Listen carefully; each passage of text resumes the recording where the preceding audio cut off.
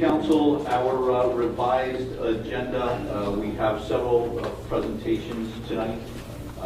Those presenters, we'll start with freeholder Tom Arnone, listed on our agenda. Unfortunately, the freeholder cannot make it this evening. He has a conflict, and he is with, I understand, Boy Scout Troop number, which I forget the number of Boy Scout Troop, but we do have both John Schufo and Amy Fitzgerald from the county's Department of Economic Development to describe the county's Grow Monmouth Empowering Business Creating Jobs program.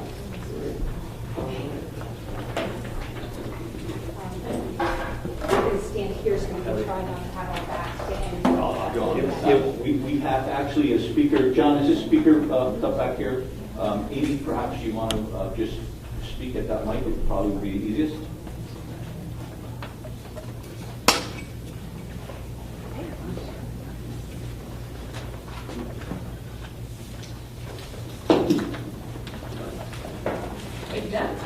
Couldn't she just sit the opposite way at this table? Well, she could as well. Or, I mean, it's up to you. If you can sit at the table. It's fine. We're right here. It's good. We're very flexible. Thank you for having us here tonight. I need to apologize on behalf of Freeholder Arnone. He really wanted to be here to talk to you about Grow Monmouth. As Jack said, he's with the Boy Scouts tonight unexpectedly, so he sent us as backup, so we apologize for that. But Grow Monmouth is something that we started in the county at Freeholder Arnone's direction in October of 2011. And really what we wanted to do was to reach out to the municipalities as well as the businesses in Monmouth County to offer as much assistance as we can. So the Grow Monmouth program was started with that idea, and after about 105 presentations, I think this will be 106, we've done a lot of revising, and we're just going to talk to you really quickly about what Grow Monmouth is. Yeah. So. And the key to Grow Monmouth, and really it's all-encompassing, is the partnerships. And our partnerships include business, education, academia, government groups like chambers of commerce, things of that nature. And what we knew is that we needed to get united in order to figure out how do we retain what we have and how do we grow and how do we attract. And through the Grow Monmouth banner, and we have some other initiatives under Grow Monmouth that we'll talk about in a little bit, we've been able to do this. And the program's been very successful to us because we're out 3-4 nights a week, plus our day job, which starts at 8 o'clock. So we're always working. So for municipalities, what we're offering is just some assistance with your economic development efforts. And I know here in Asbury Park, you have a full-time staff person designated for economic development, which is great. We've worked with Jackie Pappas at the chamber as well. She's been a fabulous partner for us. But what we did was we took the county's GIS mapping, which we use normally just for, really... We're going to do weather next. Oh my God. GIS mapping is really used just to make sure that towns are in compliance with, planning regulations and things like that. And what we've done is we've taken that GIS program at the county and we've added an additional part to it called the business analyst tool. So what we're able to do is helping municipalities or businesses take a look at their zoning, take a look at neighboring zoning, look at sewer service areas, areas in need of redevelopment if that's applicable in your town. I said sewers already, I'm sorry. Your major transportation hubs, non-residential zones, vacant properties, things like that. And then when you add on the business analyst tool, it gets down into detail about what people in the areas surrounding your municipality spend their money on in a particular year. So it's really has thousands and thousands of demographic pieces of data that can be really helpful to you as you move forward with planning what comes next for Asbury, but also for individual businesses so they get an idea of what residents and people within certain drive time rings of Asbury Park spend their money on. And this helps us out because we can show either existing businesses or potential what their potential is. And oftentimes they're looking at 2 or 3 different locations. And the worst thing we would want for them to pick the wrong locations based on basic demographics. And it's surprising how many people come to us that haven't done that level of homework. So through this tool, we're able to do that. And the other resources we're going to talk about, all these resources are no new cost to the county. And that was very important to the Freeholder Board. They repurposed, redirected existing resources and reorganized so that we can bring business resources to businesses without adding a cost to the taxpayers, which would be on our budget. Some of the business resources that we have, we offer marketing lists, business to consumer lists. One of our biggest challenges with companies is to determine, do they have a marketing strategy? One, do they know who they are and where they're going? By giving them business lists and sitting with them and going through the various ideas that they have, we're able to help hone them a little bit and get them focused. And the business lists are something that we provide to the business, the Monmouth County business, free of charge, and that's been very successful for us, very successful. We have a website and an analyst tool. We can run a website to determine if there's any broken links or things that a website designer or a company may want to improve. As Amy and I say, we're not experts, and one of the first ones we did, it was about that thick, and it was nice because we already said we weren't experts and we weren't going to analyze it for you. And we just gave it to the company and said, if you did your own website, here's some information. If you paid someone, you may want to give this to them, ask some of the questions as to why there's so many broken links. So that's worked out well. The other thing that we make sure is that businesses take advantage of any of the state incentives that may apply to them. We have a very good relationship with the Business Action Center in Trenton, and if there's a business that's thinking of moving, expanding, or hiring new employees, we make sure that the Business Action Center is out here so that those businesses can take advantage of any incentives that they're eligible for from the state. Other initiatives under Grow Monmouth are Made in Monmouth. We had our third annual at Monmouth University, Made in Monmouth, and it's a way to showcase Monmouth County companies that actually make a consumer product. We started our first year with around 100. This year we were up to 170, 60, 70, and next year we're expecting even more. And the unique part of this is that through the county and our partnership with Monmouth University, there's no cost to the vendors, and there's certainly no cost to the public to come in. And this past Made in Monmouth, we had close to 2,500 people come through. Almost 3,000 people come through. And Made in Monmouth is eligible to any Monmouth County company that makes a consumer product that they can sell on that day. So whether it's someone who, makes jewelry in their basement, or, we have some people who, like the Hangover Pretzel Company, who works in a commercial kitchen, who does great mail order business, and that is that gentleman's full-time job. So we have ranges, of companies from the very small to a little bit bigger, but the one thing in common is they make their product in Monmouth County. So that's a really fun, and it's been a really successful program. The other thing that we started in 2014 are business roundtables. We sent a letter out to the municipalities in Monmouth County inviting them to join with Freeholder are known to do business roundtables. So far we've done 7 of them. Some have been at them. Yeah, some people have been at them. I think we have about 10 more scheduled through the fall, and they've been very successful. It really is just the opportunity for businesses to talk to county officials, municipal leaders, to see how it is that we can help them be more successful in their business. And those conversations have covered everything from we actually got some roadways with striping a little bit better, and some pedestrian crossing lights upgraded, to working on with one municipality. Their downtown needs to come together to be a little bit more cohesive in their idea of what that downtown's going to look like. So they're forming a downtown committee, downtown beautification committee, and we continue to work with them even after the business roundtable. So that's what's new for 2014. Exactly. And what you'll find under Grow Monmouth, the common theme is resource for the small and smaller businesses. We're still focusing on attracting larger ones or helping those larger ones, but we know that 93% of our businesses in this county are small. And we knew we had to have tangible resources for them when they call us and they meet with us, that they walk away with something. And I think that's probably the unique aspect of our Grow Monmouth. There's something here for businesses to take advantage of, and we're more than happy to meet with them. And oftentimes, more often than not, they do walk away with something tangible, and it's been successful. So, we appreciate the opportunity to just present to you Grow Monmouth. And certainly this was a very high-level, quick overview. I know you have a packed agenda tonight, but some of the audience are more familiar with it. They've been at some of our presentations, and we've worked with them. But we welcome the phone calls. And we our welcome them. cards and Freeholder Unknown's card is in that folder. I know if he were here, he would tell you that he, as a child, grew up here. His grandparents were from Asbury Park. It's a very special place to him, and he's looking forward to working with the town in any way that we can to help. So anything that we can do, please feel free to call. Thank you. Thank you. We didn't get to the weather.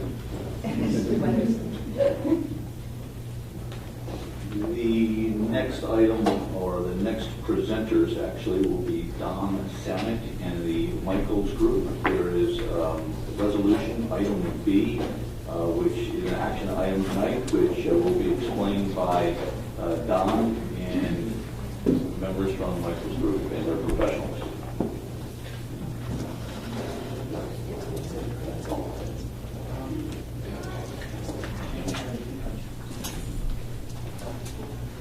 Good evening, everyone.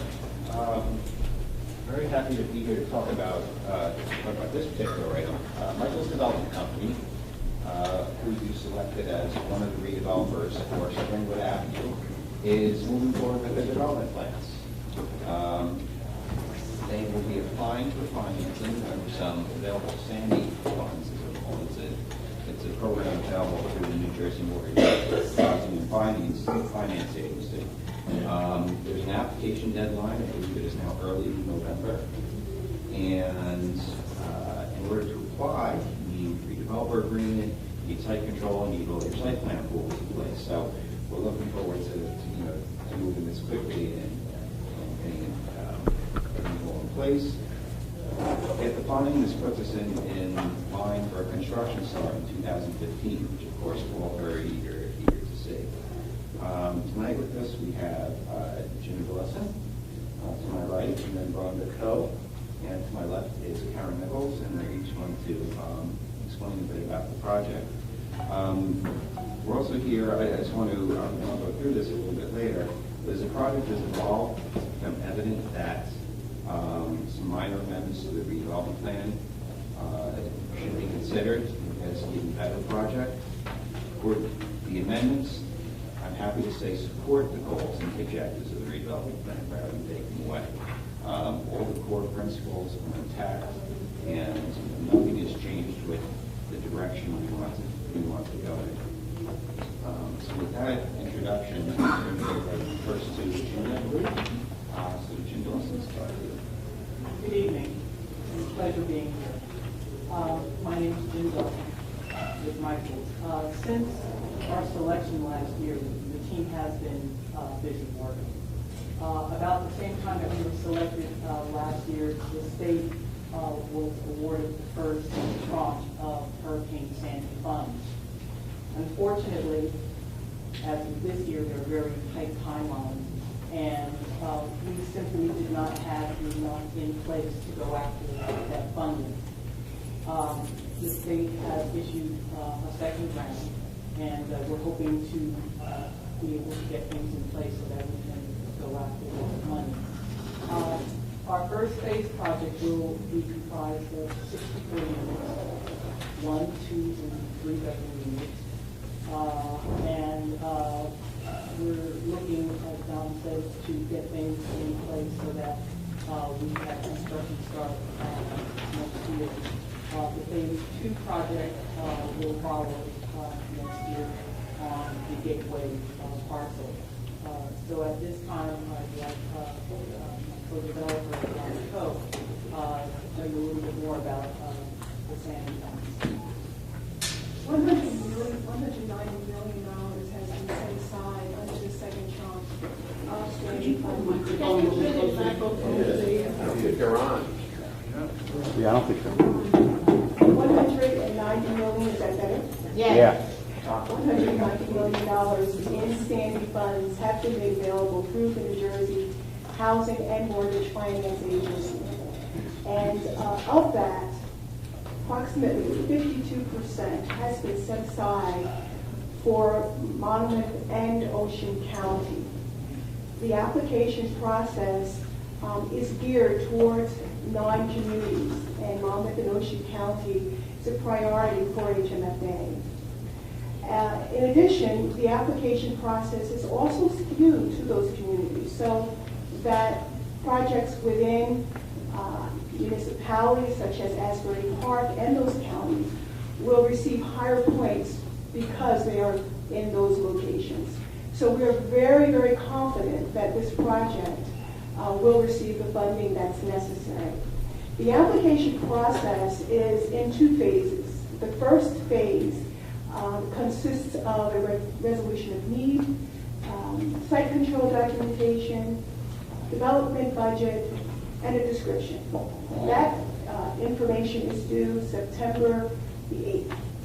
So we're working very feverishly to meet that timeline. But we will need City Council's approval of the site control and the resolution of need. The second phase includes documentation such as a pilot, site plan approval, and a number of other documents. That part is due November the 10th. So it does give us time in order to secure all of the documentation that's needed. And so we're hoping that City Council will be supportive of those items that we'll need for the second part of the application. And Karen's now going to give you a description of the site plan and the units that we're proposing.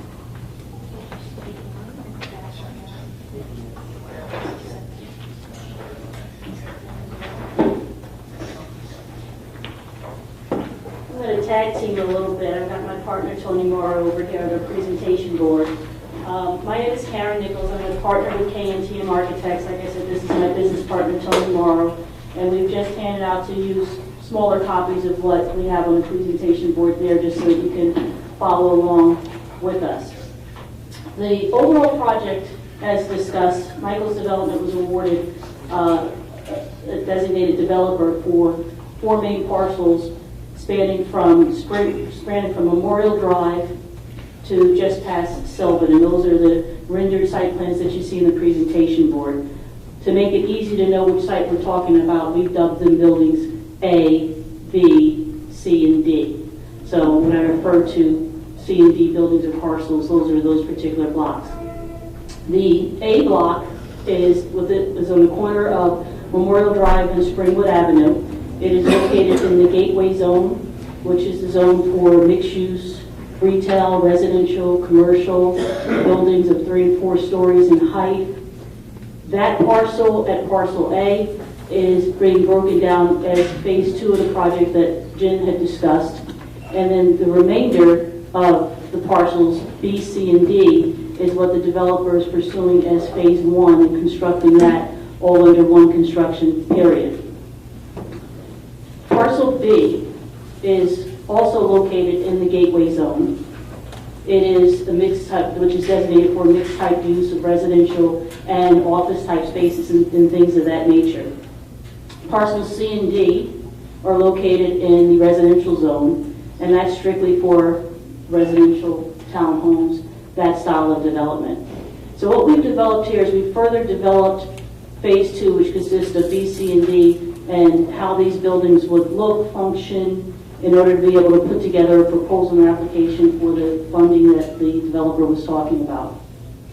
In building B, we have an apartment building that's about 10,000 square foot for each floor, for the first floor plan. It's oriented towards Springwood Avenue with parking in the rear. And if you look at the second page of your handout towards the right, you'll see a floor plan for building B that shows on the first floor, highlighted in the reddish highlight color, there are oriented towards Springwood Avenue, or management offices, game rooms, support spaces for the residential communities that are within the development. Towards the back of the first floor, we're proposing 6 residential units that orient toward the back They are 1 and 2 bedroom units, and then we have the parking to the rear of that. Just above that rendered floor plan, you'll see the second, the third, and the fourth floor plans. And as you look at it, as you progressively go up the building gets smaller as you progress up the building. So basically, on the second floor of the building, we have apartment units. And on the third floor of the building, we basically have duplex apartment units, which are 2-story units. The living and the dining room will be on one floor. You have your own internal stair to go up to the upper level, which just consists of bedrooms. That's why on the 4th floor of this building, we're able to really carve out that 4th floor plan and minimize that footprint so that it's just the bedrooms that are above those duplex units. So that overall building is about a 44,000 square foot building. It affords 32 overall apartment units. The mix of that building, or we have 4 3-bedroom units, we have 24 2-bedroom units, and we have 4 1-bedroom units. And one of those units that are on the first floor would be designated as a supers unit as well. In buildings, in blocks C and D, if we go back to the previous board, or actually, I'm sorry, you can see that I didn't talk about the outside elevation a little bit. This building, as I said, this building is located in the gateway zone, so it transitions from the gateway intersection of Memorial Drive and Springwood, which is a more highly driven, if you look at the bottom right elevation of rendering that's there, which is more highly driven, commercial looking use, retail type spaces. As you move further down the block, further down Springwood Avenue, this building really serves to transition between that type of high intense, more retail use and the residential use that it's transitioning to. So with the planning of what's in the building and the design of the building, if you put up the other board, Tony, you can see that we're now taking some of the aesthetics of what you all saw and liked previously on the A building at the corner when we did our initial presentations. We're starting to take that and transition that to this Springwood building. So what you have here is a combination of building heights and materials that span from 3 stories at the corner, tower-like looking elements that relate back to what's happening elsewhere in the gateway zone, and then it steps down to 2 stories of masonry, has prominent front entrances and canopies and roof structures over them that really relate to what's happening in that gateway zone. This building is a part of the gateway zone. It needs to have that character, but it also is a residential use, and we have to respond to that as well. So along the first floor of the building, you'll see window styles, which are more of a retail or commercial nature. You'll see awnings on them. When you move up the building, you'll start to see a more repetitive look of window styles that are more of a residential character because the upper level are residences. And as you go up the building, like I said before, now we have recesses where the building jogs in and out. So it's not one flat plane of a building going down Springwood Avenue. If you transition now to the parcel C and D, these are now designated for residential and or townhomes. These are 3-story townhomes that are the traditional flat apartment on the first floor and a duplex 2-story unit up above it. Here what we've done is we've parceled together townhomes and units of 4 townhome clusters each to create a strong street front along Springwood Avenue, breaks between the buildings so you can see some green space, and parking in the rear that's buffered from view of any of the major streets. The design of these buildings are first floor flat apartments that are 1, 2, or a 3-bedroom apartment, and the upper level are 2 stories. The design of these townhomes, we're now stepping down the mass and the elevation even more as you get further down the block. If you look towards the right of that presentation, you can see that you now have some of the features with the sloping roofs and some of the same elements, but it's toned down to now a residential feel and structure. So overall, we're developing this project to be one cohesive project, understanding what's happening at parcel A, which is a highly retail use, and transitioning that down appropriately all the way down to the residential uses throughout Springwood Avenue. So that's the overall project. And I'll turn it back over to Don at this point. I mentioned I have a tendency to speak low, so if I do, just scream out at me. I mentioned that we're talking about some amendments to the redevelopment plan and how those amendments actually further the goals of the plan itself. The first amendment would be that an allowance for an increase Don, could you turn that a little bit closer to the council so we can see? Because we're logging to, yeah, I know, but I want to see it on the board because he's going to use this, I see it. Okay, Is that good there? that's fine. The amendments proposed. The first has to deal with height. It has to deal with height specifically on parcel B. Parcel B.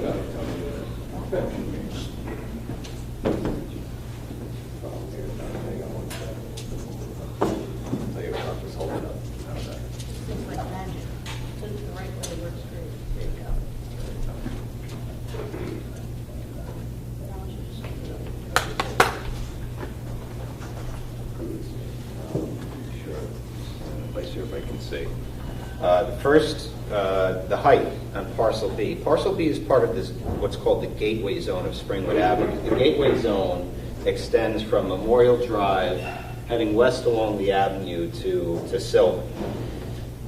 The gateway zone currently has two permitted heights. One is 4 stories at the intersection of Springwood and Memorial. Then as you head west, it transitions down to 3 stories. The intent was to give more prominence to the buildings at the corner of Memorial and Springwood. However, a 4-story height would also be appropriate throughout the gateway zone, including this parcel B. So I'm recommending that we do go an additional story here. Why? There will still be prominence here at the corner of Springwood and Memorial. As Karen mentioned, that's your real retail core of the gateway zone. Also, the design guidelines in the redevelopment plan require some prominent, significant architectural design guidelines for these buildings here, which would help those buildings really pop and stand out and act as a true gateway for Springwood. The 4-story height here is also not inconsistent with a very similar height along Boston Way, and will also transition nicely, as you see with the architecture that Karen's drawn up for us. It transitions nicely into the residential zone here. The second amendment is to allow for what I've called residential service space, what we've called residential service space on the ground floor. These are services for the residents of the avenue that provide everything from computer classes to a gallery space and more. Really, again, helping fulfill some of those goals of the redevelopment plan, which we heard time and time again included not only bricks and mortar type redevelopment, but redevelopment of the people of the city. We're also allowing for residential use on the ground floor here. I believe Karen mentioned that some of these units will be ADA accessible, so they'll have immediate access. They will all be ADA accessible, so they'll have immediate access from the parking area right into those units. We don't have to worry about stairwells or going in and out of elevators, that kind of thing. Currently, the redevelopment plan does not permit ground floor residential at this location. We are recommending that, however. This particular residential use would be in the back, and in the front along Springwood would be the residential service spaces. We want to tweak some other regulations, as you do with many redevelopment plans, and things get rolled out, and you see that where you may have not envisioned things would happen as projects come on board. One has to deal with parking requirements for affordable units. Right now, the plan can be interpreted as only units which are affordable on the Council on Affordable Housing Standards would have a lesser parking requirement of 1 space per unit. We want to make it clear that all affordable units have a 1 space per unit parking requirement, whether that's using a Department of Housing and Urban Development standard or another standard established by a state or federal agency. Typically, parking costs money to build, and for affordable units, we're trying to keep the cost low. So it'll just help us provide those additional affordable units that we so much like to have. We also want to make it clear that these residential support services, that parking doesn't need to be provided for those. Why not? Because everybody's coming from here. They're not going to be hopping in their car and driving a block to go to these services. So we don't feel a on-site parking requirement is necessary for that. And to finally, Springwood Avenue and the streets along, the properties along Springwood Avenue actually have a number of paper streets, meaning they don't exist out there in the real world. You can't walk down the avenue and then take a left onto a street which doesn't exist. It only exists on paper or on a map. On the property between Sylvan and Memorial, I believe there are actually a total of 4 paper streets which exist here. Again, only on paper. Originally, we felt that those streets would be needed to access rear yard parking areas. We're finding that that's not the case. There are other ways rear yard parking areas can be accessed by shared driveways off of Sylvan Avenue, off of Memorial Drive, and if a developer wishes, to create a driveway off of Springwood Avenue as well. But to actually maintain that city paper street, that city right-of-way, is not necessary to have successful development of these parcels. Finally, there's also a paper street called Lee's Lane, which runs parallel to Adams. Adams is out there now in the real world. You can walk up and down it, you can drive up and down it. Lee's Lane does not exist in the real world. It exists on a map. When we were drafting the plan, we were not sure what was going to happen with Adams because of all the infrastructure reconstruction that was happening. We felt maybe who knows, would Adams remain? Would it go? We wanted to be sure that Lee's Lane was a backup, if you will, so that there could be access to rear yard parking areas for whatever residential development happened here and also further to the west. We're finding now with Adams Street there, we just don't need Lee's Lane. It would be duplicative to have a public street, Lee's Lane, 15, 20 feet away, a second street running parallel Adams Street, more to maintain. Quite frankly, it's not necessary. And it also, getting rid of that, gives us the opportunity for additional parking area. So I'm proposing that Lee's Lane be vacated. We don't need it. I would like to make one clarification by way of an addition to the language.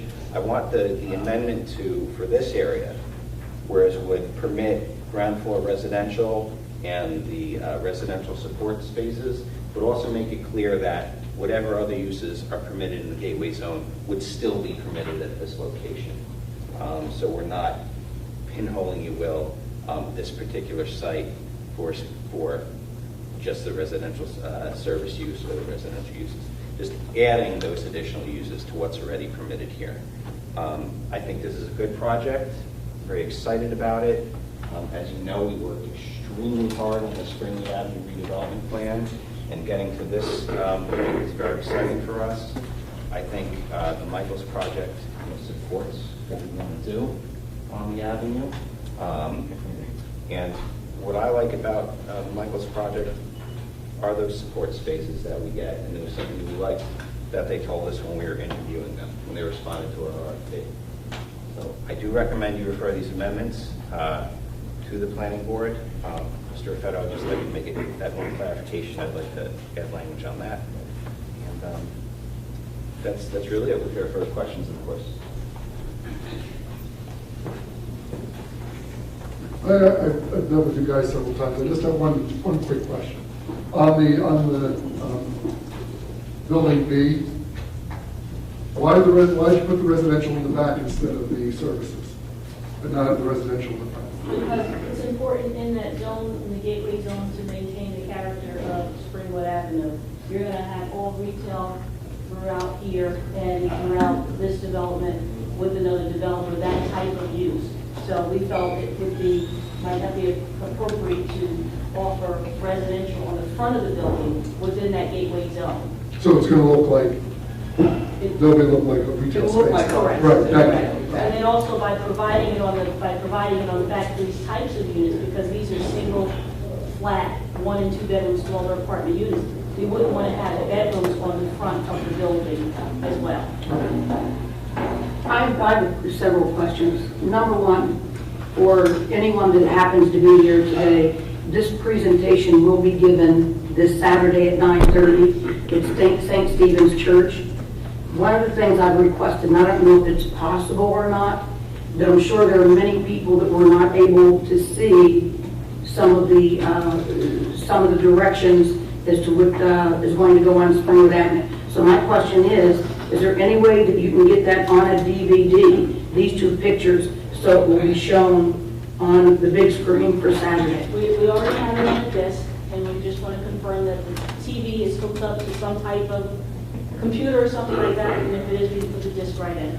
Okay, wonderful. And then the other question is, Don, maybe you can take me to the procedure for the resolution? Sure.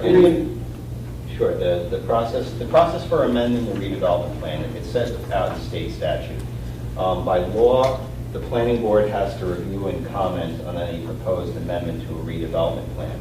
So the resolution that's before you this evening is a resolution which would actually refer these proposed amendments to the board. The board has a 45-day turnaround period maximum to get their comments back to you. We'd like to hopefully get this before the planning board on at the July 14th meeting for their review and comments, so it can come back to you at that point. The mayor and council would then take into account the board's recommendations and comments, make a determination whether or not to modify based on those comments, and the amendment to the redevelopment plan, if you decide to go forward, is done by ordinance. So there would be an introduction, and then of course a public hearing at a subsequent meeting. One of my concerns is, by giving this presentation right now, the public does not have an opportunity to comment. However, after the presentation on Saturday, I'm sure all questions will be answered to the best of your abilities, correct? Yes. And so that's my concern, because there was a committee of, I think, of probably about 17 people that worked on this. And Don, it's the original 2007 redevelopment plan, correct? That's right. So there are amendments to that redevelopment plan from 2007. Public should be able to see this fully and to be able to comment. I do agree with what they have brought forth. Maybe we could have moved this a little quicker. But time is of essence. And so we need everyone involved in their input as quickly as possible. And so I hope you and everyone you know comes to this meeting on Saturday at 9:30 at St. Stephen's. What's the estimated cost? 20 to 21 million. 20 to 21 million. We're still. For the first phase? First phase, yes. First phase. I wasn't sitting up here in 2007 or whenever this was approved. Was it always intended to be a pilot program? Because that's a new one we'll make.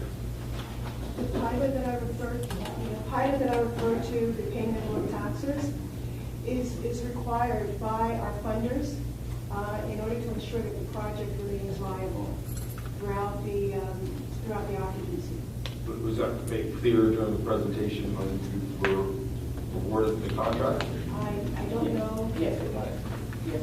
We always anticipated that due to the number of asks that we made through the regulations and the plan, that a pilot would be considered by the governing body.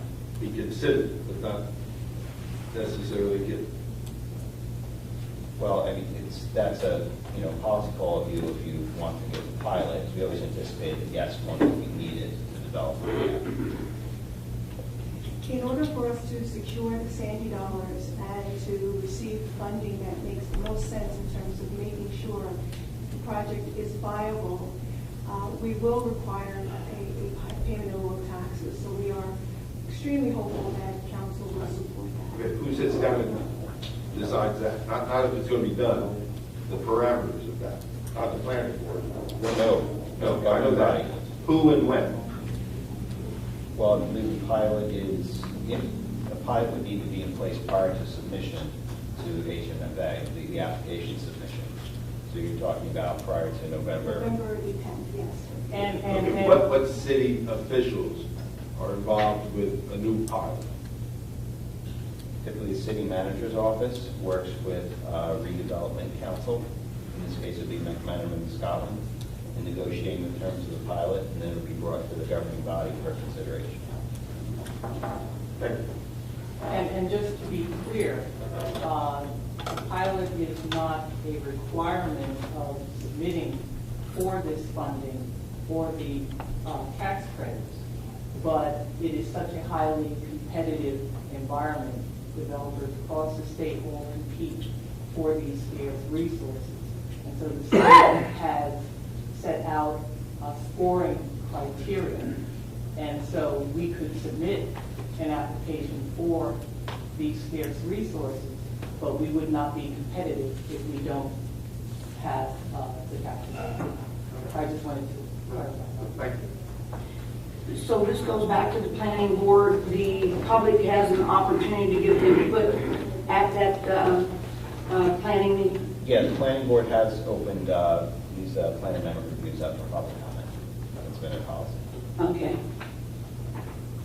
Well, that's good to know, because at least Saturday, the public will have a chance to see this full-blown presentation. We will vote tonight as to whether it goes to the planning board for review. Comments can be made at that planning board meeting, and then it will come back to us. That's right. Thank you. Great presentation. Wonderful project. Yeah.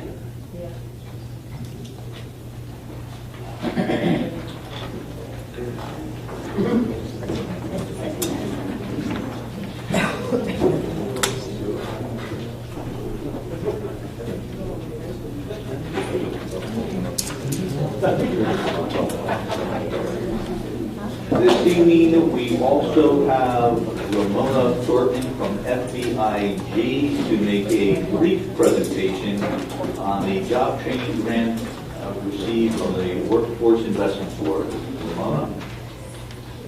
Good evening. Good evening. I'm here today to present the 2014-2015 Investment Forward Program. CIG partnered with the City of Asbury Park and submitted a grant proposal to the County of Commons Workforce Investment Board for youth and management field services. We were pleased to announce that we were awarded the grant to help 15 Asbury Park residents aged between 18 to 21 with paid job training readiness. The grant starts July 1st and runs until June 30th. It's paid training by the Workforce Investment Agency. It is a grant that is income-based. They do have to be certified by a RIA supervisor.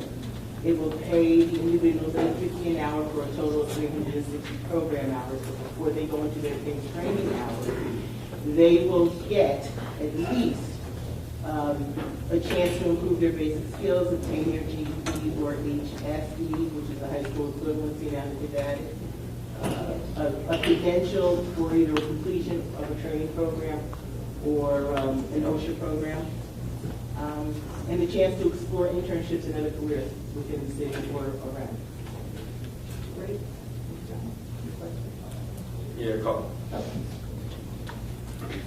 It goes a year. It's for 15 youths. But the most they can work is 45 days. How's that work? 45 days, they can work 360 hours. Well, they do, right, if I do the math, it's 850, 360 hours, $3,060 tops each of the 15 can make, which is $45,900, which leaves 18,015 left over for something. So divide the 360 hours by 8, and it's 45 days. So what are they doing the rest of the year? And what kind of jobs are they going to be doing? Well, what they can do are resources that are around the city. That was the idea of compiling this together, or a partner in this, was to do stuff public works like we used to do, or if anybody in the business community has an opportunity for them, then they can get paid training to do it. But once they do a month of job readiness skills, they go to work for the 360 hours per participant. So that's 6 hours, that's 6 weeks? That's 6 weeks. Okay, thank you. But they're getting experience and they're getting trained. Yes. To go into the To workforce? go into the workforce. Well, Lauren, how long have you been doing this? Since 2006. No, I remember. Yes, 2006. We've been doing this 2006. Thank you. Thanks. Thank you. Thank you. And seeing time still in the hour, we have our own Leisha Floyd to make presentations on our special event applications and tell us what's happening in recreation. Leisha.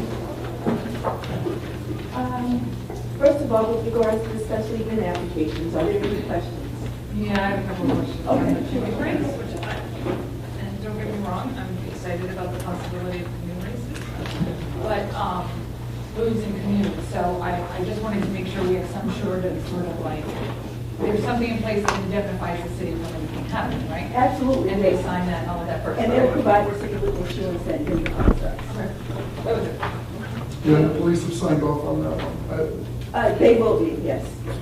We're meeting with Jackie, working out all the details, Okay. So if anything happens at all Yeah, we during the don't wanna- booze and canoes, the city would not be liable for anything? no, we'll be providing with insurance that covers us. Now, they're going to have security. Will they have a police officer too there also? Yes, we're high police officers, as well as EMTs, just in case. And then, and whatever they're signing, that's going to keep us, from being liable. That's, you've seen that, Fred. It's, somebody's written that up properly. I will take a look at it, but we must have a standard hold harmless and indemnification form that the applicant signed. And if not, we can certainly draft one to make sure it meets the language requirements of the NJIAF and make sure that it gets executed prior to this event. Can we make sure it's on, if we get it from here on out, that'll be what we'll use. And we'll have it done by the next council meeting? Yes, the event is intended to start, I believe, on June 29th, so this would have to be taken care of before that. Okay. That's it? Okay, as soon as I read this, since I'm on the DOE commission, I contacted the commissioner of the DOE commission just to be sure of a couple of things. He too, as I did, had concerns about stigma, and as Amy put it, booze and canoes is not a good mix.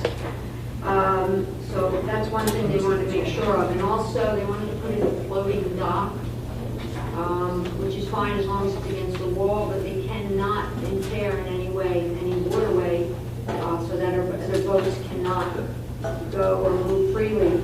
And just with some of the dates, and I don't know how we would check this, I guess we could call the fishing club. We just want to make sure, because beforehand, there's a lot of bass tournaments and fishing tournaments on the lake. And I don't think the fishing boats and the canoes would mix too well, just to make sure that those, on any of those dates, that we don't have that on our plans. And I too want to make sure everything's covered and that people are, with wrist bracelets that are drinking are not getting in the canoes. That's my concern. With that floating dock, were there any special requirements they needed to put that up? Not that I'm aware of at this point, but prior to that event, we will be meeting with Jackie and the representatives regarding that. We're excited that they're using the lake and that there are people going to be there, and the commission is excited about that. But we just have some concerns. Absolutely. You know what, Sam Adams, Yes. Berlin View? Several questions. Okay. I think the first question, they said no one would be permitted in unless they were 21 years of age. That's what they told us, yes. And, I mean, how are they going to monitor you, pull your driver's license out or what? They, individuals will have to show ID. They will have security there, as well as hire off-duty officers to monitor that. And they will have fencing around the area? Yes, that's required. And for this particular event, they will have to provide us with $2 million insurance. Usually we ask for $1 million, but because of the amount and the fact that alcohol is involved, we're asking for $2 million. As well as an escrow, we're asking that money be put in an escrow in case some damage is done to our car. We don't know what that amount would be, but the Special Events Committee will determine how much they're going to ask for it now. And once again, because there is alcohol, they're going to have security and police there? Yes, they have their own security as well as hiring our off-duty officers. And they expect anywhere from 800 to 1,000 people? That's what their application says. And what movie do they plan on showing?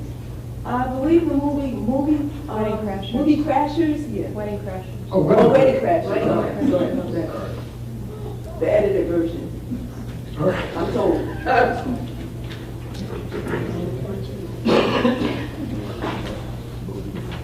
Looks good to me. Yeah, they're closing down part of Kingsley. They're paying for that. Yes, absolutely, as well as all other fees. Correct. Okay. No more questions, especially then? Okay. Yes, and Alicia is also here this evening to give us a department update regarding the Department of Recreation. Okay, I'll try to be as brief as I can. As you are aware, the Recreation Department has two primary goals: to provide recreation programs for the youth of our community and to work with community organizations to enhance their programs. To date, some of the organizations that the Rec Department has worked with, and when I say Rec Department, I'm the Department of one, so it's me. Some of the organizations I have worked with are the Boys and Girls Club. We provided them with funding to purchase recreation equipment such as pool tables, T-shirts, and as well as we'll be providing scholarships for some of our kids to attend their summer camp program. Westside Citizens United, we partner with them to do a bus trip to the Prudential Center to see service. I also worked with John Muhammad, and we 2 weeks ago just sponsored a father-son basketball game at the Boys and Girls Club free of charge.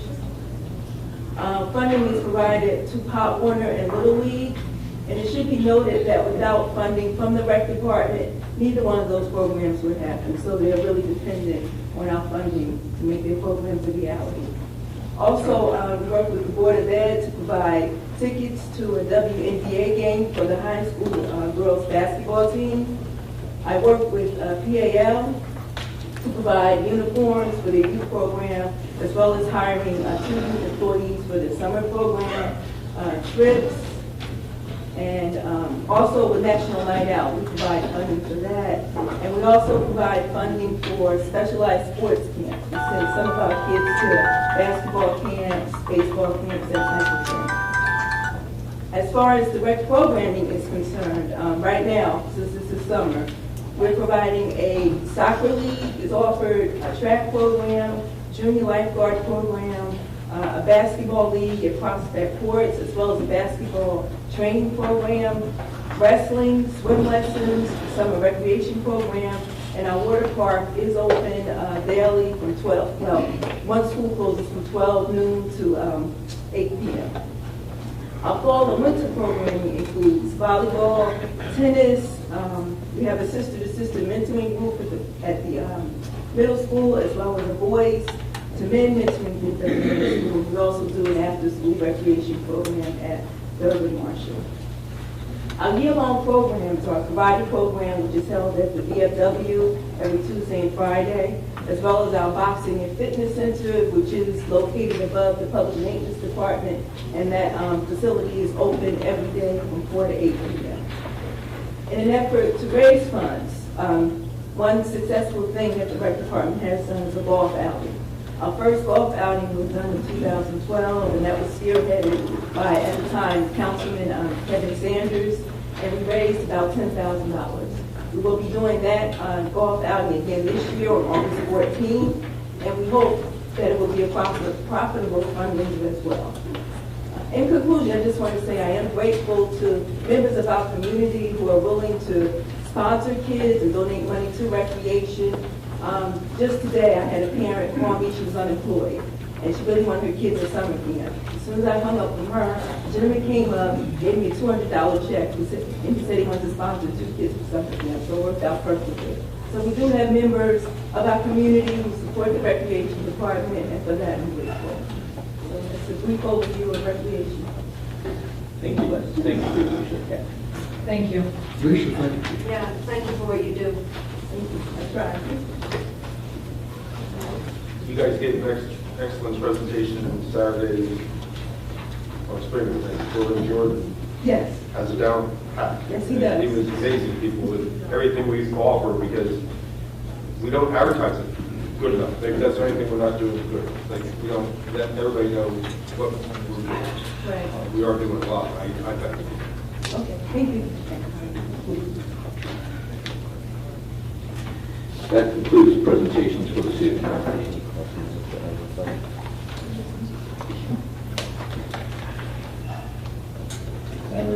Any matters from the city council? I got matters, but I'm sure. John? Yeah, I'll try to be quick. On June 6th, I attended the event, Monmouth County 200 Club, where many of our police and firemen were honored for their heroic deeds throughout the year. I mentioned earlier a little bit tonight, I forgot it, but you can go online, Google it, and it's unbelievable how many officers were commended at the county level for going up and above, and what they did is unbelievable. I have a problem with how we're handling the camera situation, the broken cameras. I thought we were, and I know we have $350,000 sitting in escrow doing nothing, where we were going to fix the broken cameras. We're not fixing the broken cameras, but now we're waiting to go into a joint venture with Neptune and Monmouth County, which could be, for all I know, 2 to 3 years. That, to me, should be Plan B. Right now, we should be fixing the broken cameras. We have the money. God forbid if there's a tragedy and that camera's broken, I'm going to be looking to, like, say, I told you so. And I don't want to be saying I told you so. But this project started back in January, when we met with the prosecutor's office, the police, housing authority, Senator Beck, and we found out 50% of our cameras are down. Now, they're still down, and that's we'll find the money for the second part, yes. If we have to bond, let's fix the cameras. That's my deal. Asbury Avenue being shut down, it was supposed to be for 3 weeks, for past 3 weeks. We have any more indication how much longer Asbury Avenue is going to be shut? I spoke with Joe today. He has an assurance that they will be completed in 2 weeks, definitely by July 4th. That's a lot more than 3 weeks, okay, which was, I didn't say 3 weeks, that was what was advertised by the city. It'll be done in 3 weeks. The leases of the transportation center, any movement? One of the vendors told us he would have payments to us by the end of the month. They've both been advised that if we don't receive payment by the end of the month, the city would move for eviction. Okay. Menu items beach run. I know I bring this up every other Wednesday when John and I meet. This is an item out there where Madison Marquette is supposed to give the city $100,000 to buy items for the beach run. And we're supposed to pick those items by April 1st. And here we are in June, and we haven't picked anything, so we have another $100,000 sitting in escrow, which we could be buying things from. If I look at sites, bills, and claims, I look at Breeze Marina, we just bought a trailer for the lifeguards for $1,500, which could have come out of that $100,000. So we're taking money out of the J money, and taking money out of a dedicated, I'll call it escrow account, it's a dedicated SUP account, which they have to spend, but we're not asking them to buy anything. So I think we're being a little bit slow on that. Not even going to ask for an update of the Purple House on Asbury Avenue, so we're working on it.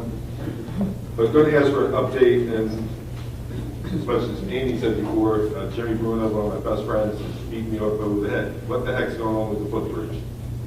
And it's a good question. On January 29, 2014, the engineer made, Jack, this was before you, the engineer made a proposal that he be authorized to go out to bid to fix the footbridge. I thought it was stupid. I voted no. I thought I could design it out of Lincoln logs, and he should be able to do it in-house. But he was given permission by a 4-to-1 vote to go out to bid. Now, we still haven't gone out to bid to the best of my knowledge. Now, we're going on 6 months. What is the problem? And I'm getting tired of hearing it from Mr. Bruno, and he's absolutely right. January 29th. It was a 4-to-1 vote, go out to bid. To the best of my knowledge, we have not gone out to bid. The boardwalk, I think we're almost done, if we're not completely done.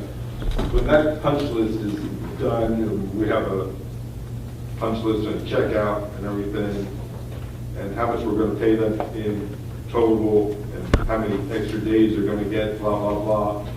I would like to know when that meeting's going to be held, and avail, if possible, if I could be there. Last thing, I was at the last meeting, and I think one of the key topics was the recent hiring in Asbury Park. I'm deeply disturbed with the hiring practices in Asbury Park. I've said it earlier, I've said it in emails. We ran on transparency, we ran on hiring Asbury Park residents, and it's not being done. And to me, again, that's unacceptable, and I know we're starting to correct it, but starting to correct it is, we're waiting too long. Thank you. Sue? Yeah, just, we had the opportunity to go to an event iStar held at the showroom called Made in Asbury Park, something that everybody's going to be able to see, where they highlighted the businesses in Asbury, and I thought it was an excellent movie and an excellent presentation. It really was a tribute to the businesses that came here and actually made it here, and their businesses making it in Asbury Park. So it's something to look forward to. Graduation, our children are graduating from Asbury Park High School on the 23rd. A lot of good scholarships that are given out. I think we have a valedictorian with us. I just want to wish them luck for the future and have a good graduation. That's it. Just a couple of things. I did speak to Jack earlier today about some of the roads in the town. Obviously, they need to be done next week. Next council meeting, we're going to be getting a presentation from our engineer, just on some of the projects that are going on in the city and what has been done and what is going to be done. I think that's really badly needed. A couple of people did speak to me about the footbridge, and everybody's been very quiet or good about that. And they didn't, I know, but the people that, it wasn't Bruno who said anything to me, but it was a couple of people up to live on the lake, and they just asked nicely, you know, what the hell's going on? So anyway, that, and I don't know if you're interested, but on this date in 1864, the siege of Petersburg, Virginia began. Anybody know the significance of that? Oh, come on. Or starting the Civil War. All right, thanks, fellas. And I have a couple of things. Jack, the website contract that was sitting on the state's desk, do you know if that got signed? Yes, it did. Okay. And Tom has been advised to start the execution. Okay. 2 weeks ago, one meeting ago or 2 meetings ago, I asked for an audit of the different pilot programs in light of what happened previously for Sacman. So can you give us a status update on that? So our auditor has started the audit several weeks now, and he has been advised that the pilots need to be reviewed. He is reviewing the pilots. His initial assessment is there are some other pilots that have problems, and he'll be making his presentation at the completion of his audit. Okay. And just curious, is there a time frame on that, or I guess when he's done? Correct. This is more for Mark. Speeding on 4th, my email's like blown up from speeding on 4th. Can we put even a cop there for an hour occasionally? Just, I think once we start ticketing randomly, you're going to get people to stop speeding on 4th. I got those emails. We assigned additional officers there, which we issued some of this. Waterfront redevelopment amendments plan.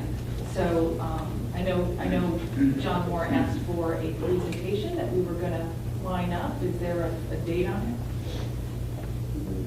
There are, I believe that Don has organized the dates. We will email them out to you tomorrow.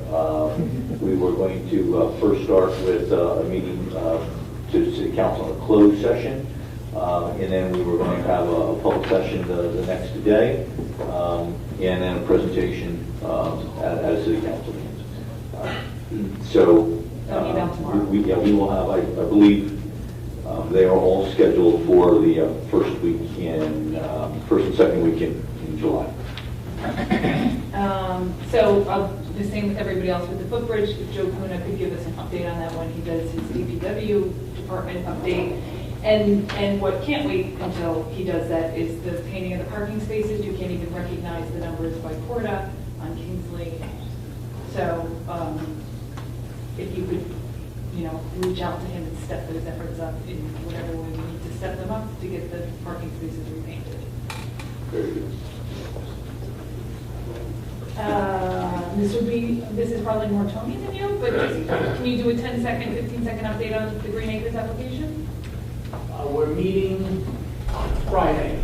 Okay. With Joe, Don, myself, and a couple of other people, just to get it going. We started working on it already. And that has a strong deadline on it too, right? That we have 31st July. That's it? Okay, let me just reiterate once again, at 9:30 a.m. this coming Saturday at St. Stephen's Church, Michael's group will give a presentation on their redevelopment plan for Springwood Avenue, so I hope all of you will come. This past Saturday, there was what we call Super Safe Summer that was held on Springwood Avenue. The purpose of that was to let parents know some of the activities and jobs that are available here in Asbury Park. It was extremely successful. There was food and games. But I would say to you also, Alicia, excellent presentation. Call City Hall, see what activities there are. Call CAN, Community Action Network, or go on their website. And I would say to any parents in here, get your children involved, hopefully in something that they want to participate in. But if not, tell them to get up out of bed and go to some activity. Do not let them stay at home during the summer, because there's a lot going on here in Asbury Park. I want to mention the showroom, and all 5 council members were at the showroom earlier this week. And the 8 businesses that they premiered, it was made in Asbury Park. So all of those businesses generated a product out of Asbury Park. And one of the things that I walked away from that thinking was, if you are an entrepreneur and you have a good idea, this might be the right place to be in. Boys and Girls Club, this Saturday, they are going to have a community day. And Boys and Girls Club offers a lot of activities also. So everyone is invited to that. Pardon me? 11 to 3. This is something you can tuck away. I am working with the state of New Jersey. We will be bringing what's called a gentrification workshop, because I know there are people that have concerns in all parts of town as far as the redevelopment. We need to start talking about it, and it has to stop carrying the negative connotation if we deal with it appropriately. But as soon as we set up a date, everyone will know about it. There is, and Dawn left, but Jack, maybe you can verify this, the redevelopment plan, at least for Springwood Avenue, is on the website. Is that correct? If it's not, we will post it tomorrow. Okay, it was supposed to be posted last council meeting. And so if you can get back to me and just assure me of that. I haven't confirmed that it is or isn't on there, but I will confirm tomorrow. Okay, thank you very much. Quality of life, there's a quality of life committee that was formed. We met for the first time the last week. If you have any questions about the quality of life here in Asbury Park, the street that you live on, the neighborhood, please get in touch with myself. My number is 848-303-0131. So we will be moving forward. We will be meeting every other week until we get this really off the ground. And then last but not least, we had spoken, I think it was about a month ago, about the Shade Tree Commission. Where do we stand with the appointees on the Shade Tree Commission?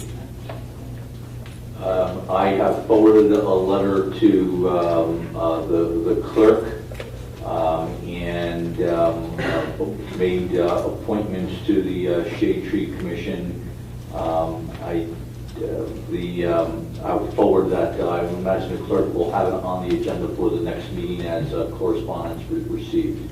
They were just mailed out yesterday, I believe, or the day before yesterday. It was my understanding that 3 people wanted to be on the Shade Tree Commission. Were all 3 appointed?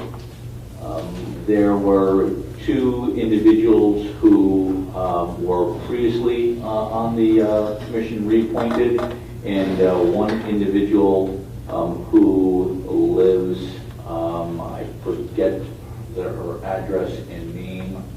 I did interview her. She is a lovely woman. She has also already been volunteering in the garden club and has volunteered on numerous occasions with the Environmental and Shade Tree Commission. So does that mean she was appointed or what? Yes. Okay. That's it for me. If I could just bring up one thing, somebody, I think Carter Sackman's daughter Morgan did a survey to start getting New Jersey Transit to do direct service. Is that something? And it's literally 3 clicks, and it just sends a message that we're really interested in stopping the transfer in Long Branch and having a direct line. Can we put that up on our website? Sure.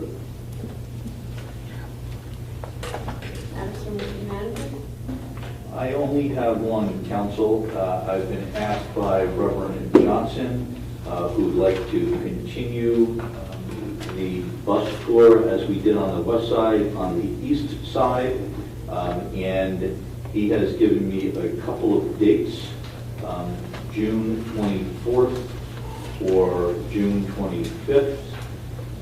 Those days are a Tuesday and Wednesday of next week. He'd like to begin the tour at 9 a.m. if possible, assuming City Council could meet on either one of those days. Well, Tuesday would be better. John and I have meetings Wednesday from morning till evening, so Tuesday would probably be the best for us, I think, John. At this point, Tuesday's good. Tomorrow may be good, no good, so. Schedule it, and if I can make it, I'll definitely do that. Okay. And put me down as tentative if I can. Okay. It's graduation and my last day of school, so. And I'll say Tuesday, but I still have to check with my calendar. Good, very good. Then I will send an email around, and we will tentatively schedule that meeting for 9 a.m. Tuesday, June 24th. We'll be leaving at 9 a.m. from St. Stephen's AME Church. And it takes about an hour? How long is the tour, just so I can adjust for work? Yeah, it was approximately an hour and a half last time, an hour and a half last time. It was a long time. I might follow in my car. You won't hear any great commentary.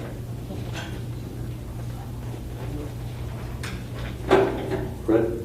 Yes, just one quick comment, and that's to let the public know that the council may be taking action this evening on one item that was addressed earlier tonight during our executive session, and that is a resolution authorizing the execution of a First Amendment to parking agreement buy-in between the City of Asbury Park and Asbury Partners LLC, and this concerns the waterfront surface parking lots. That matter has been listed as a potential action item on tonight's agenda for the regular meeting, and I'm just confirming that council may take action on that this evening. That's it. Motion to adjourn? So moved. Second. Let's take a 5-minute recess.